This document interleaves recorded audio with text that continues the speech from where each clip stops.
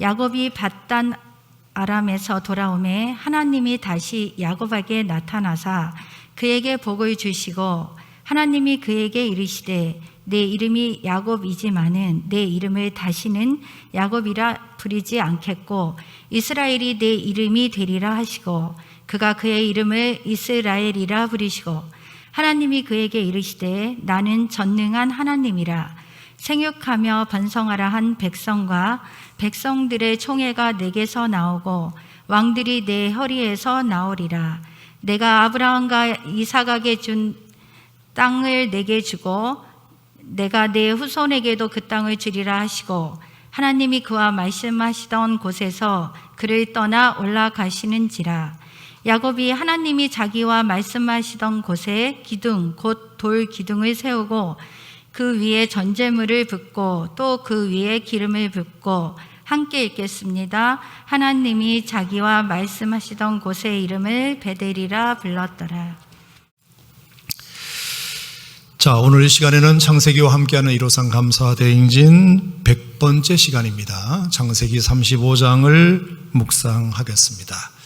자, 벌써 창세기도 어느덧 100번째 제가 이제 설교를 하게 됐는데 모쪼록 지난 또 100번의 시간 동안 여러분들에게 전했던 모든 말씀들이 여러분에게 은혜와 진리로 충만하시기를 축원합니다. 자, 말이 나왔으니까 잠깐 지나가는 얘기 한 마디 드리면 지난주에 제가 두 분이 그런 얘기를 저한테 해주셨어요. 지난주에 말씀 듣고 너무 은혜 받았대요. 그러시면서 하시는 얘기가 목사님 말씀이 은혜가 되니까 솔직히 다른 문제도 다 풀리는 것 같다고. 저는 지금까지 수십 년 설교했지만 그런 피드백은 들어본 적이 없네. 그런데 그분이 똑똑하게 그렇게 저한테 말씀을 해주셔서 참 격려가 많이 되었어요. 말씀 한 번이, 하나님 말씀 하나가 단순히 위로받고 단순히 힘을 주는 차원을 떠나서 자기 삶의 전반의 모든 문제까지 다 풀리는 것 같다. 그런 말씀을 참 저도 처음 듣는 거라 되게 격려가 됐다 말씀을 드리고요. 또 하나는 또 한 분은 만났는데 자기는 인생에 목사님 말씀이 없었다면 너무 힘들었을 것 같대. 주시는 말씀 덕분에 이만큼 이기면서 살았대요.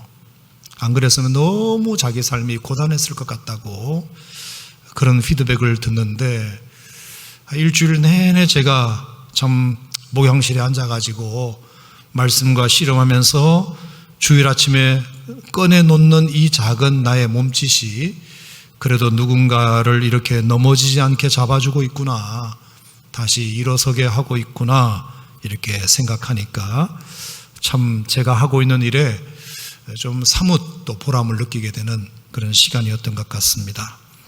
이 말씀을 드리는 이유는 오늘도 그런 분들이 많아지시기를 축복합니다. 제 설교가 아니고요, 하나님의 말씀이, 하나님의 권위 있는 말씀이 그런 능력이 될 줄로 믿습니다. 자, 그래서 오늘 100번째 창세기 말씀의 제목도 다시 복을 받는 힘, 이렇게 잡았는데 한번 따라 하겠습니다. 복을 받자, 복을 받자. 한 번 더 크게, 다시 복을 받자.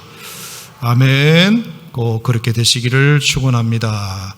자, 오늘 본문 9절 말씀을 같이 읽겠습니다. 9절 말씀 다 같이 시작. 야곱이 밧단 아람에서 돌아오매 하나님이 다시 야곱에게 나타나사 그에게 복을 주시고, 복을 주시고. 밧단 아람에서 돌아온 베델에서 예배드린 야곱에게 하나님이 다시 복을 주셨다, 이렇게 되어 있어서 오늘 본문을 그렇게 잡았습니다. 자, 그 복이 뭐냐 하면 10절, 11절, 12절에 나와 있는 네 가지 복인데요.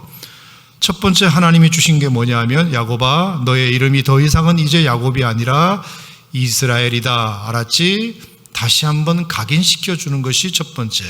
두 번째는 11절에 너의 자손이 생육하고 번성하게 될 것이다 하는 것이 두 번째.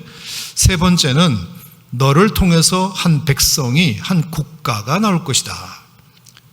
그 말이거든요. 너를 통해서 한 나라가 만들어질 것이다.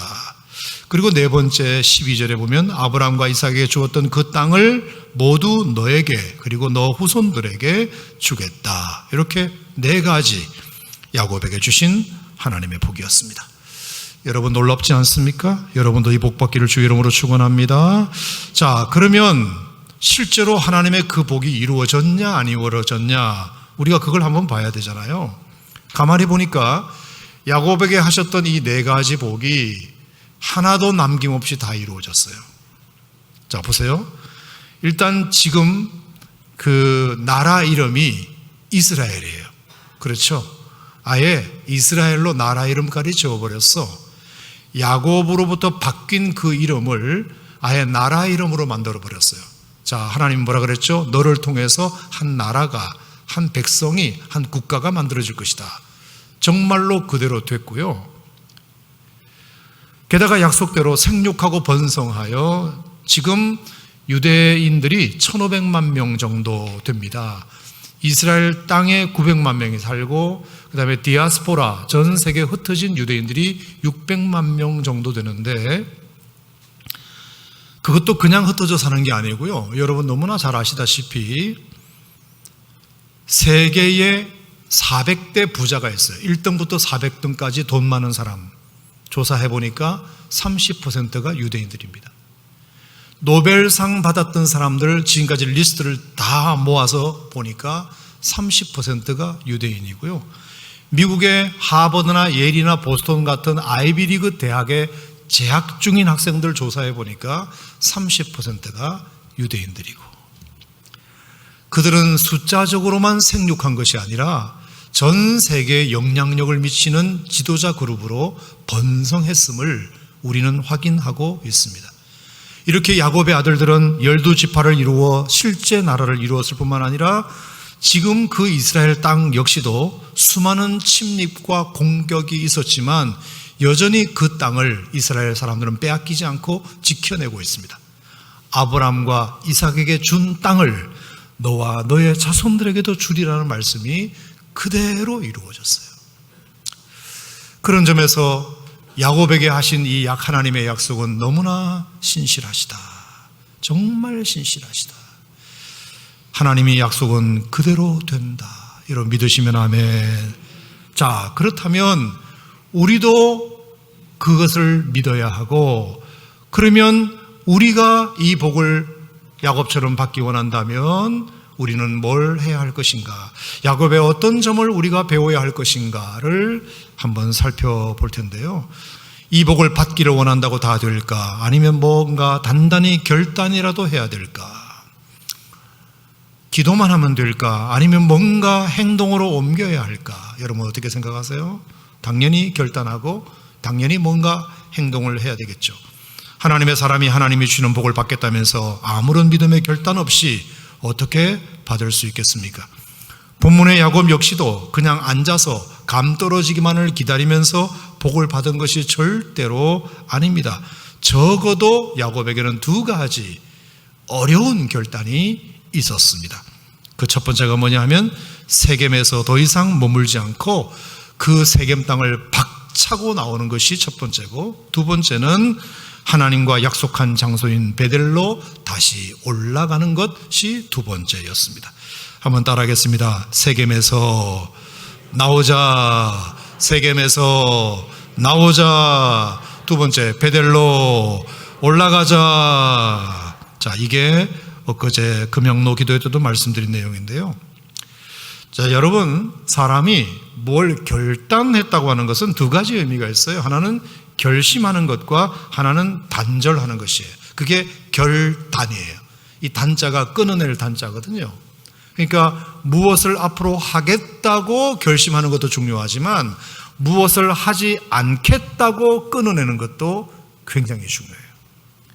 무엇을 하겠다고만 해놓고 질질 하지 말아야 할 것을 그대로 가지고 간다면 그 결심의 효과는 떨어질 수밖에 없어요. 여러분들이 어느 순간부터 교회 다니기로, 예수 믿기로 결심하고, 그래 내가 오산 침례교회 이제 다닐 거야, 여러분 이렇게 결심했다고 칩시다. 그러면 성실하게 주일 예배 나오고 무슨 성경 공부도 하고 다 좋지만 그것만 가지고는 안 돼요. 여러분의 신앙생활을 더 잘하기 위한 그 결심을 뒷받침해주는 끊어내는 결단도 있어야 돼요. 그게 더 이상 내가 죄악의 자리에 가지 않는 것이고 오만한 자의 자리에 앉지 않는 것이고, 아멘입니까? 죄인된 자리에 서지 않는 것이고, 아멘. 그런 단절이 없고 끊어냄이 없이 어떻게 그 결심의 효과를 우리가 볼 수 있겠습니까? 그러므로 야곱에게도 일단은 먼저 세겜과의 단절이 필요했다. 세겜을 끊어낼 필요가 있었다. 자, 그런데 여러분, 제가 본문을 이렇게 보니까 참 야곱에게 이 세겜을 끊어낸다는 것은 보통 어려운 일이 아니었을 것 같다는 생각이 들었습니다. 왜냐? 첫 번째, 이미 야곱은 세겜에 살려고 땅을 사버렸기 때문입니다. 자, 33장 19절. 33장 19절. 그가 장막을 친 밭을 세겜의 아버지 하몰의 아들들의 손에서 백크시타에 샀다. 밭을 샀다, 땅을 샀다, 이렇게 되어 있어요. 얼마에? 백크시타에. 이 크시타라는 말은 양 한 마리 값이라고 생각하시면 됩니다. 자, 그러니까 이 밭을 야곱은 양 몇 마리에 샀다? 100마리 주고 샀다. 양 100마리 주고 샀다. 자, 인터넷에 제가 쳐보니까 대충 우리나라 산양 한 마리 가격이 수량, 암양 조금 다르긴 하지만 얼추 30만 원에서 50만 원 정도 가격이 형성되어 있는 것을 봤습니다. 그러니까 야곱이 세겜에 있는 그 밭이 몇 평인지는 모르지만 적어도 3천만 원, 많게는 5천만 원 주고 샀다, 그렇게 생각하시면 됩니다.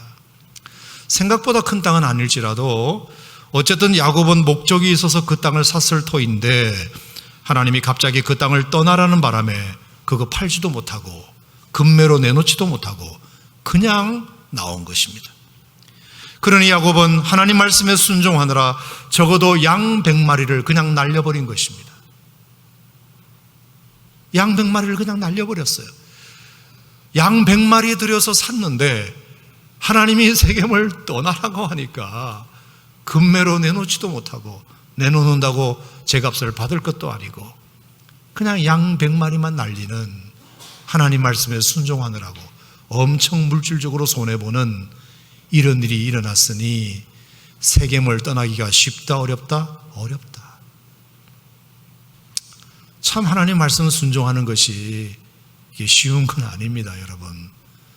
두 번째, 야곱이 세겜을 떠나기가 참 어려웠을 두 번째 이유는 33장을 가만히 보면 그 세겜의 지도자가 하몰이건데요, 그 지도자가 찾아와 가지고 야곱에게 뭘 이제 제의를 하느냐, 우리랑 사돈을 맺읍시다, 이렇게 제의를 합니다. 자, 물론 여러분 잘 아신 대로 이것은 그 지도자의 아들 세겜이 먼저 야곱의 딸 디나를 만나 성폭행을 하는 바람에 벌어진 일입니다. 하지만 본문을 보면 너무 신기한 게 그 아들이, 성폭행을 한 그 당사자가 디나라는 딸을 보고 단순한 욕정에 이끌려서 그를 성폭행했다고만 보기에는 이상한 점이 꽤 많이 있습니다. 자, 34장 3절을 한번 보시겠어요? 성폭행한 남자치고 이런 고백을 해요. 자, 그 마음이 깊이 야곱의 딸 디나에게 연연하며 그 소녀를 사랑하여 그의 마음을 말로 위로했다. 단순한 남성의 욕정에 의해서 한 여인을 이렇게 건드렸다고 보기가 약간 어려울 정도로 그를 진정으로 사랑했다, 연연했다, 사모했다. 그리고 자기가 저지른 일에 대해서 진심으로 미안해하면서 위로했다고 되어 있어요. 조금 다른 것 같아요. 우리가 뉴스에서 보는 거랑은 약간 다르다는 생각을 합니다. 심지어 그래서 그는 그걸 자기가 책임지려고 자기 아버지 하몰에게 가서 부탁을 합니다. 아버지, 제가 오늘 일을 하나 저질렀습니다. 야곱의 딸을 범했습니다. 네, 아버지 너무 화내지 마시고 잠깐 제 얘기 들어보세요. 사실은 제가 그 여자를 사랑합니다. 그 여자를 사랑했으니 그래서 제가 책임도 지고 싶습니다. 꼭 결혼하게 해 주십시오. 그러자 그 아버지가 그 아들의 얘기를 듣고 이놈아 혼을 내지 않고 그 아들의 말을 듣고 야곱을 찾아갑니다. 찾아가서 선생님 참 죄송하게 됐습니다. 저희 아들이 되게 따님한테 정말 몹쓸 짓을 한 것 같습니다. 애비로서 정말 죄송하게 생각합니다. 하지만 제가 아들 얘기를 들어보니까 아들이 되게 따님을 너무 좋아하는 것 같습니다. 그러니 선생님 정말 염치 없는 부탁이지만 이참에 저희와 사돈을 맺으시는 것이 어떠시겠습니까? 다른 건 몰라도 제가 그래도 이 세겜의 지도자이기 때문에 저희와 사돈을 맺어서 뭐 나쁠 것은 없으시리라 생각합니다. 그러면서 그 지도자가 야곱에게 이런 말까지 합니다. 자, 9절에서 10절인데요. 너희가 우리와 통혼하여 너희 딸을 우리에게 주며 우리 딸을 너희가 데려가고 만약에 당신 딸을 우리 아들에게 주신다면 우리 딸들도 당신 아들의 며느리로 드리겠습니다. 이렇게 제안을 하게 돼요. 통혼합시다. 겹사돈을 맺읍시다. 이 뜻입니다. 자, 여러분 어떻게 생각하세요? 야곱으로서 이는 꽤 매력적인 제안일 수 있지 않겠습니까? 분명히 과정은 100% 잘못됐지만 나그네 신세에 불과한 야곱에게 그 마을의 지도자가 찾아와 가지고 굉장히 구미가 당기는 그런 제안을 하고 있으니 야곱은 약간 마음이 흔들렸을 수도 있겠다. 심지어 그 지도자는 한 걸음 더 나아가 뭐라고까지 말하느냐. 자, 10절에 보면 너희가 우리와 함께 거주하되 땅이 너희 앞에 있으니 여기 머물러 매매하며 여기서 기업을 얻어라. 자, 이게 뭐냐면 당신이 원하신다면 땅을 살 필요도 없이 제가 드리겠습니다. 땅을 드리겠고요. 여기서 자리 잡고 장사하시고 재산도 늘려가시기 바랍니다. 기꺼이 제가 돕겠습니다. 여러분 이건 정말 대단한 제의 아닙니까? 그러자 성폭행 당사자인 세겜도 이렇게 말합니다. 11절에 보면 나로 너희에게 은혜를 입게 하라. 이 은혜를 입게 하라는 말이 뭐냐면 용서해 주십시오 이 뜻입니다. 진심으로 제가 잘못했으니 용서해 주십시오. 자, 그러니까 이 남자는 디나라는 야곱의 딸을 성폭행한 것은 100번 생각해도 잘못한 거지만 그 후속 조치가 그 딸한테 내가 너무 미안하다고 말하고 그리고 실제로 그 집을 찾아와 가지고 정말 죄송하다고 용서를 빌고 그리고 우리 아들이 당신 딸을 너무 사랑한 것 같으니 이참에 그냥 결혼시킵시다. 그러면 우리 딸들도 당신 아들의 며느리로 부인으로 저희가 드리겠습니다. 그리고 원하시는 땅 다 드릴 테니까 여기서 장사하시고 여기서 재산도 늘려가시고 마음껏 하도록 저희들이 다 도와드리겠습니다.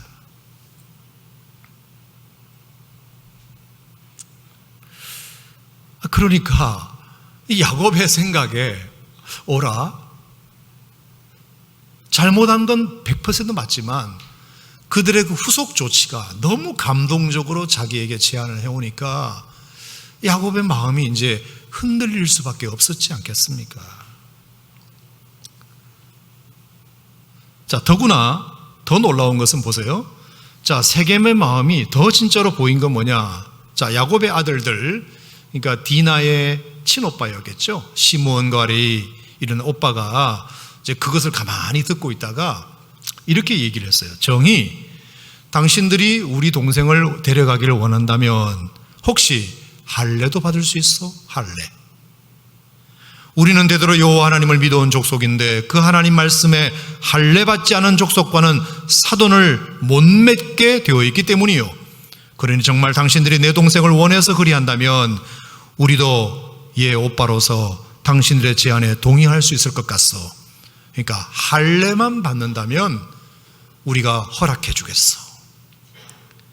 그랬더니 이 세겜과 하몰이 당장에 그렇게 하겠다고 할례 어떻게 하는 거냐고 저만 받으면 되냐고. 아니 당신만 받으면 안 되고 당신이 사는 이 모든 동네 남자들이 다 할례 받아야 된다고.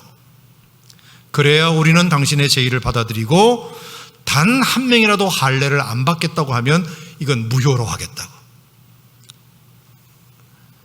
그래서 세겜과 하몰은 그 제안을 조금도 의심하지 않고, 자 18절 19절 보시겠어요? 그들의 말을 하몰과 그의 아들 세겜이 어떻게 여겼다? 좋게 여김으로 이 소년이 그 일 행하기를 뭐하지 않았다? 지체하지 않았다. 지체 없이 그러면 저희가 할례를 받도록 하겠습니다. 결혼만 시켜주신다면 뭐든지 저희가 하겠습니다. 그래서 20절에 보면 급기야 그 동네 사람들을 다 불러 모아요.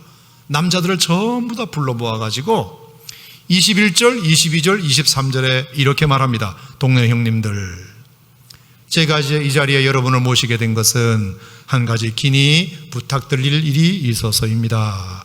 꼭 좀 저를 위해서 부탁을 들어주시기를 바랍니다. 다름 아니라 소문은 들으셨겠지만 제가 이 땅에 잠시 들른 이 야곱이라는 사람의 딸이 너무 예뻐서 너무 연모하는 마음이 있어서 잠깐의 욕정을 참지 못하고 그만 그녀를 범하게 되었습니다.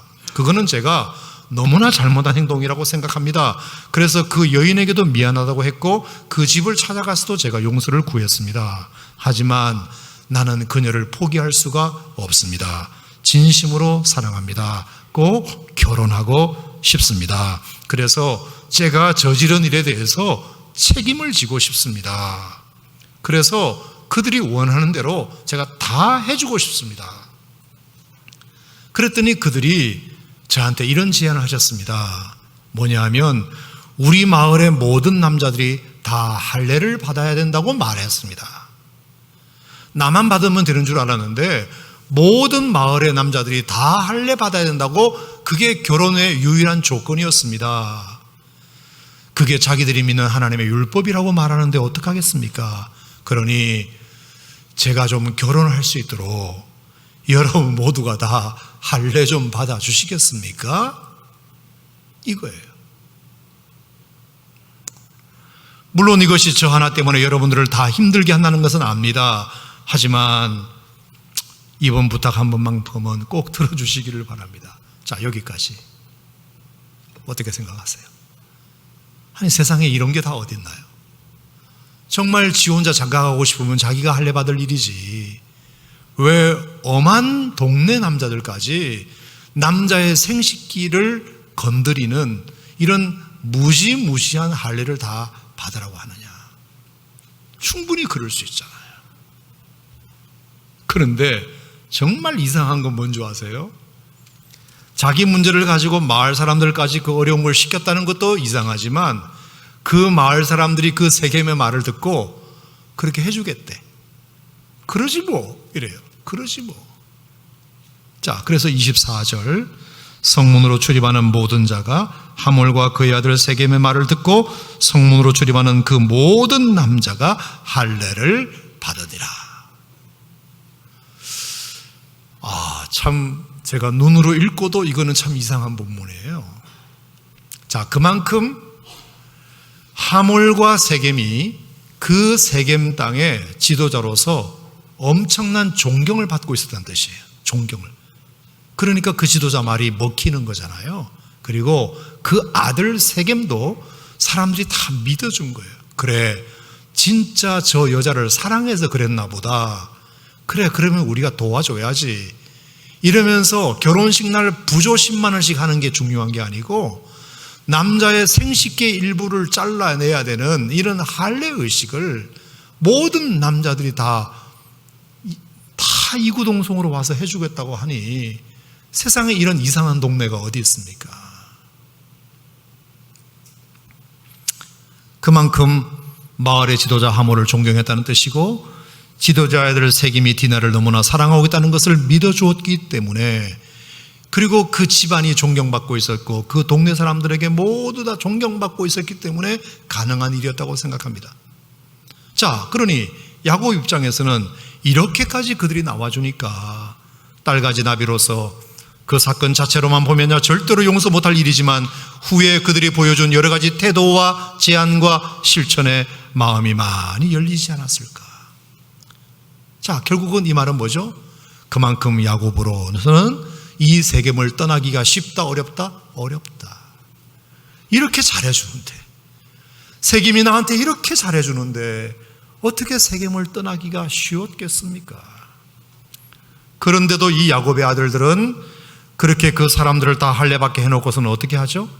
그들이 다 아파가지고 몸져 누워있을 때 칼을 들고 기습 공격을 해가지고 그 할례받아서 들어 누워있는 모든 남자들을 다 죽여버리고, 그리고 그 집집마다 자녀와 여자와 물건들까지 다 노략해 버리게 됩니다. 여러분, 이거는 아무리 봐도 정당방위의 범주는 벗어났다고 보는 것이 상식입니다. 그러니 디나 하나 성폭행 당한 일로 말미암아 오히려 세겜 사람들은 미안해하며 보상하겠다고, 시키는 대로 하겠다고 이렇게 나오는데, 오히려 야곱의 아들들은 자기 동생 성폭행 당한 일과는 비교할 수 없는 큰 죄, 더 큰 죄를 그 세겜 사람들에게 저질러 버리게 됩니다. 그러니 야곱으로서 어떻게 그 세겜을 두고 무책임하게 떠날 수 있겠습니까? 그게 두 번째 이유고요. 세 번째 이유는 제가 금양로 기도회 시간에 지나가는 말로 슬쩍 말씀드린 내용인데, 어쩌면 이 세겜에 야곱이 있을 때 자기 어머니 리브가의 유모 드보라가 자기 어머니의 죽음 소식을 갖고 찾아왔을 수도 있어요. 시점을 제가 특정하기는 참 어렵습니다만 분명히 그 드보라가 베델에서 죽었다고 되어 있는 걸 보면 언젠가는 그 드보라가 야곱에게 왔다는 뜻인데, 그렇다면 왜 드보라는 자기 어머니 리브가 돌보는 것을 중단하고 갑자기 야곱에게 찾아왔을까? 자, 그래서 그것은 아마도 리브가의 사망 소식과 관련이 있을 것이다. 그래서 드보라도 더 이상 리브가가 없는 집에서 있기가 애매해졌고, 야곱에게만큼은 이 소식을 꼭 알려야 되겠다는 마음이 있었는데, 마침 소식을 듣자 하니 야곱이 세겜까지 와 있다는 소식을 듣고는 그래도 야곱은 어렸을 때부터 자기를 이모하면서 잘 따라와 줬으니까 내 남은 여생은 이제 야곱에게 가서 보내야 되겠다 싶어서 찾아왔을 거라는 저의 추측을 말씀드렸습니다. 그러니 야곱의 입장에서 보면 그 드보라의 방문은 너무나 뜻밖이고, 게다가 어머니의 소천 소식은 너무나 뜻밖이라 무슨 생각이 들었을까요? 자기가 지금 열심히 고향을 향해 가려고 하는 이유는 어머니 만나러 가는 건데, 고향에는 어머니가 있어야 고향이 고향인데 엄마 없는 하늘 아래 고향이 무슨 의미가 있냐? 나는 이제 고향 갈 이유가 없어졌네. 어머니도 안 계시는데.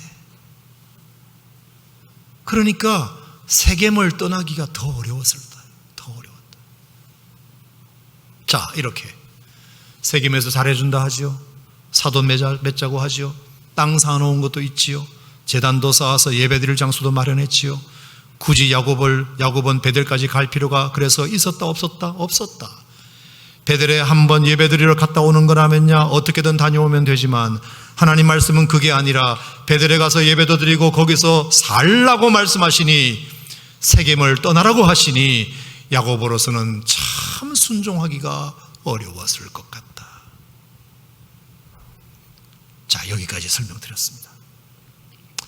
자, 여러분에게 한 문제 한번 물어보겠습니다. 설명했으니까 여러분들은 어떠실 것 같습니까? 떠날 수 있겠습니까?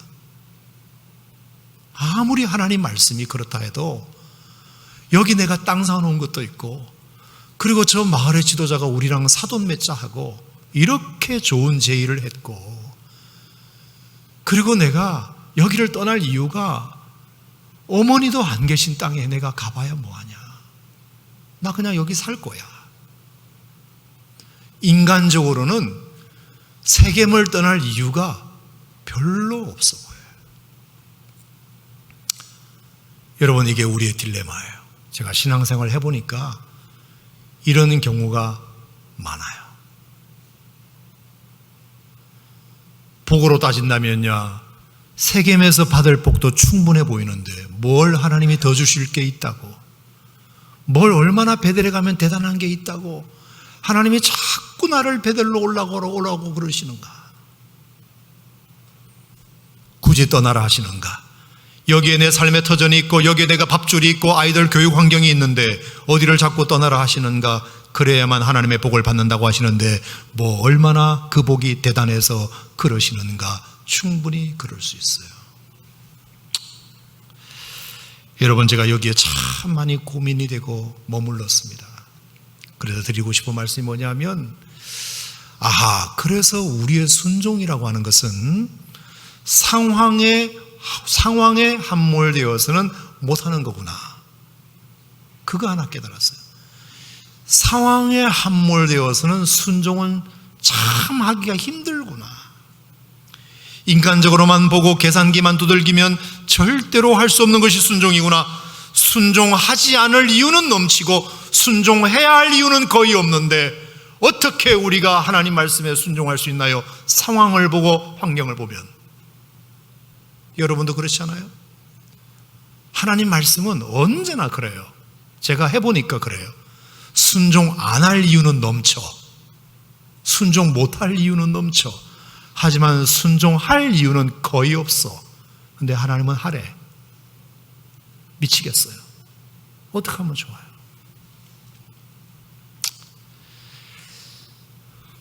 그래서 순종은 하나님이 그렇게 말씀하셨다는 것 외에는 다른 이유가 없어요. 아멘 한번 해보시겠어요? 하나님이 말씀하셨잖아, 이것밖에 없어. 아무리 계산기 두들겨 봐도 답이 안 나와. 유일한 것은 하나님이 그렇게 말씀하셨잖아, 이것밖에 없어요.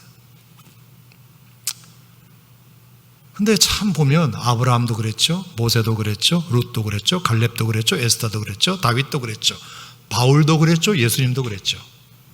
그분들의 순종을 보면요, 상황을 봐서 순종한 건 거의 없고요, 하나님이 그렇게 말씀하셨잖아, 오케이, 다 그런 분들이에요. 그래서 복을 받았어요. 반대로 상황을 핑계대면서 하나님 뭐 설명 좀 해보고 나한테 순종하라 하세요. 설명도 없이 밑도 끝도 없이 나보고 하라 그러면 어떻게 해요? 나 못해요 했던 사람들도 많아요. 단지파, 사울왕, 요나, 데마, 그레스게, 디도, 가룟 유다. 충분히 그랬던 사람. 그래서 순종하지 않았어요. 근데 결과는 한쪽은 복을 받았고 한쪽은 망했다. 그래서 믿음은 뭐다? 결단이다. 믿음은 결단이에요. 내 판단이 있지만 그것을 내려놓고 하나님 판단을 믿고 가는 것이 그게 믿음이에요. 그래서 제가 좋아하는 말 중에 하나, 제가 신학교 화장실에 갔는데 화장실에 딱 앉으니까 눈앞에 거기다가 누가 낙서를 해놨더라고요. 신앙이라고 하는 것은 Great Adventure, 위대한 모험이다. Directed by God, 하나님이 지도하시는 위대한 모험이다. 신앙은 Great Adventure, 위대한 모험이다. Working with God, 하나님과 함께 걷는 위대한 모험이다. 화장실 문짝에다 그거 써놨더라고. 누가 외웠어요. 맞아. 하나님께 순종하는 것은 그냥 모험이에요.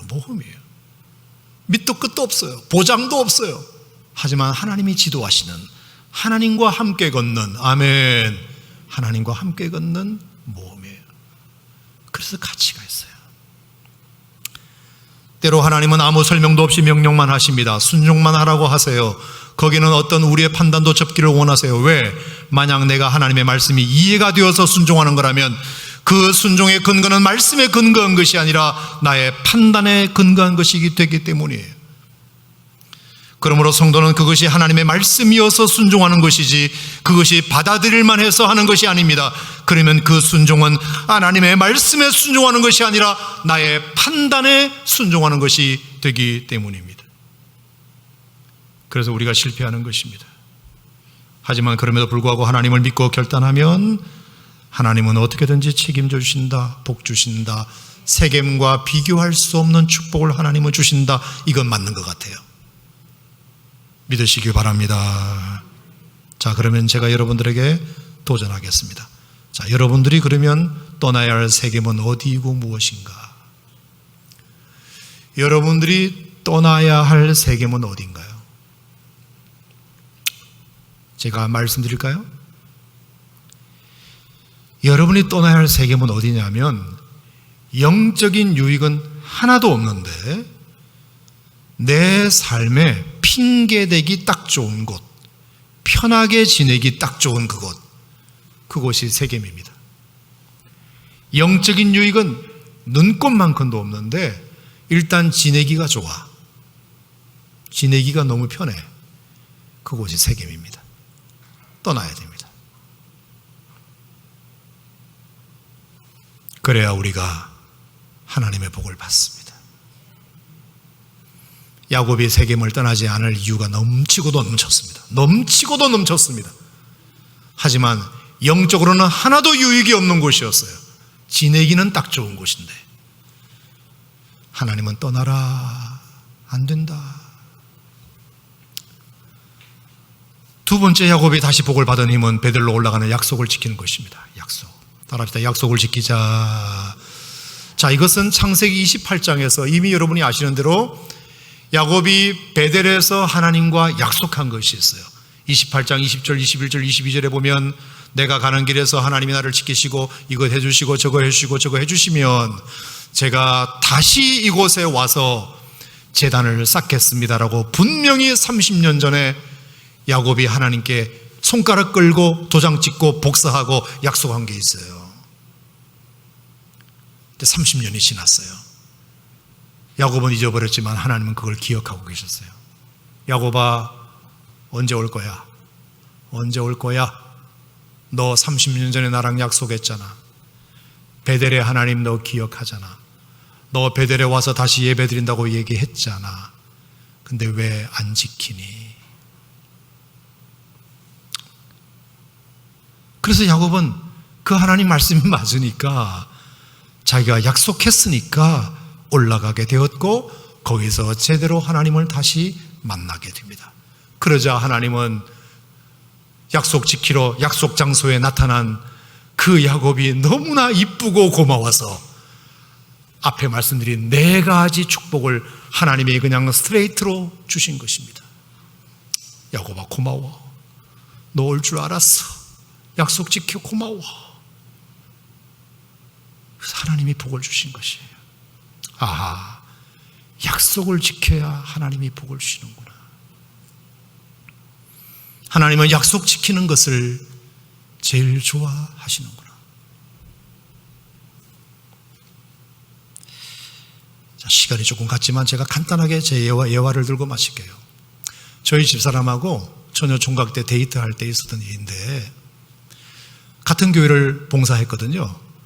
그래서 대전의 목동 사거리 그 버스 정류장에서 토요일 1시인가 2시인가 꼭 만나가지고 거기서 같이 버스를 타고 갔어요.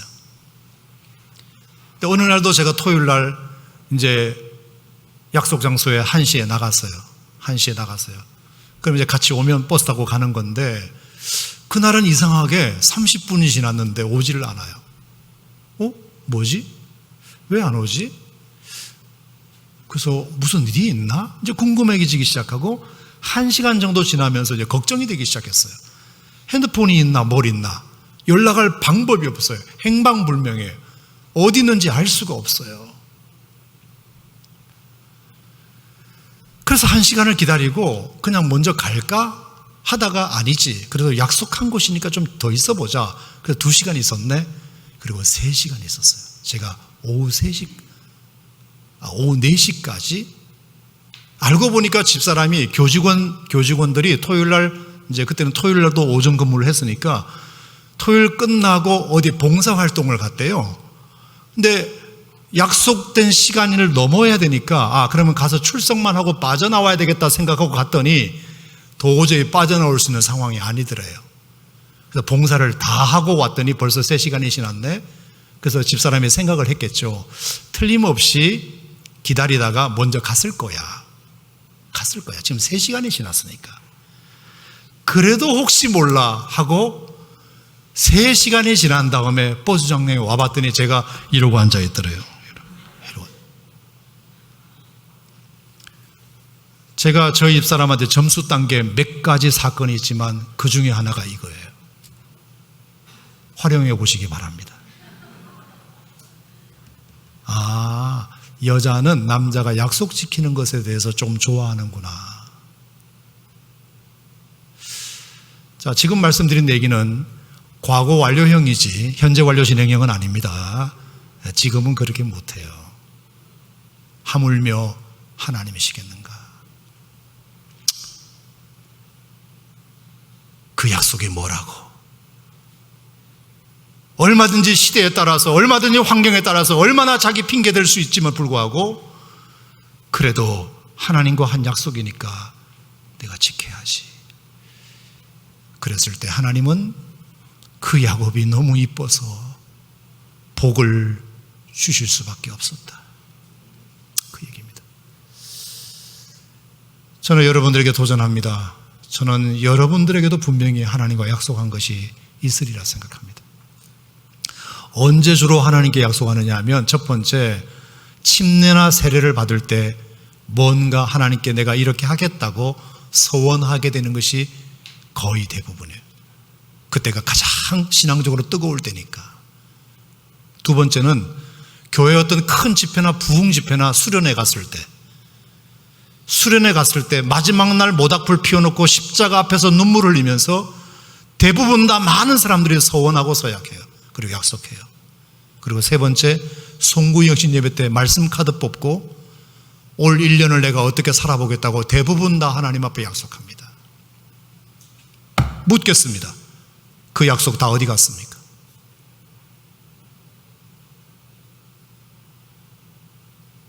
다 어디 갔습니까? 그러고도 하나님의 복을 기대하십니까? 그 약속을 우습게 여기십니까? 하나님과 한 약속입니다. 세겜을 떠나지 못할 이유는 충분했지만 설명드렸다시피 우리가 세겜을 떠나지 않으면 하나님의 복을 못 받습니다.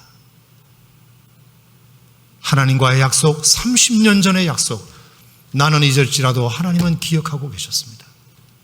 야곱아, 나 너 베델에서 보고 싶어. 아무 데서나 보면 어때요? 아무 데서나 보면 어떠냐고. 근데 거기는 약속 장소가 아니거든. 세겜은 하나님과 약속한 장소가 아니에요. 베델이 하나님과 약속한 장소예요. 그래서 베델에서 한번 보자. 베델에서 우리가 그거 해야 오늘 다시 복을 받는 은혜를 경험하게 됩니다. 여러분 모두에게 다 다른 적용이 있을 수 있겠지만 오늘 이 말씀 들으시고 그래, 내가 하나님 앞에 복 받기를 정말 원한다면 감 떨어지기를 기다려서는 절대로 안 되고요. 그냥 되는 게 어디 있어요? 반드시 세겜을 떠나야 되고요. 반드시 약속을 지켜야 돼요. 하나님이 복 주시리라 믿습니다.